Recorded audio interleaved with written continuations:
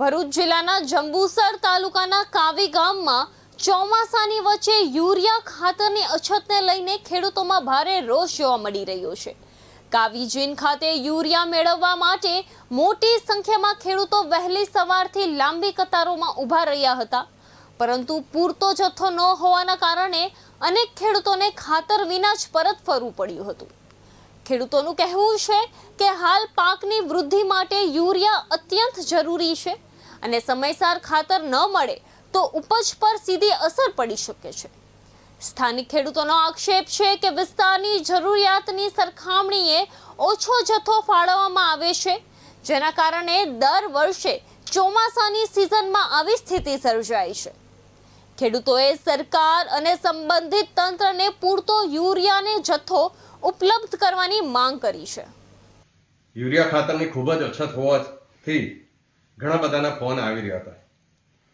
લોકોની યુનિયન જીન જંબુસરની અંદર અગાઉ પણ મેં ઇન્ટરવ્યૂ આપી અને ગાંધીનગર રજૂઆત કરી અને લોકોને ખાતર પૂરું પાડવા માટેનું ઉપરથી સૂચના આપવામાં આવી, પરંતુ હાલમાં પણ એવું એક પ્રસંગ બની ગયો છે કે ગઈ વખતે યુરિયા ખાતરની અંદર ખૂબ લાંબી લાઈન હતી।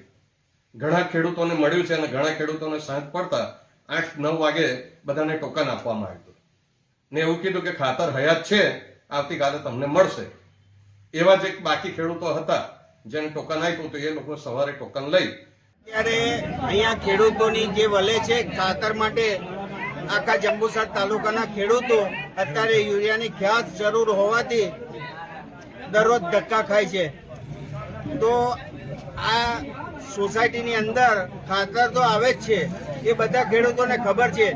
ગઈ વખતે પણ ટોકન આપવામાં આવ્યા હતા, આ વખતે ટોકન આપવામાં આવતા નથી અને જે પણ ખાતર આવે છે એ ખાતરના જથ્થામાંથી મોટા મોટા જે મગરમચ્છો છે એમને બારોબાર રાત્રિના સમયે આપી દેવામાં આવે છે।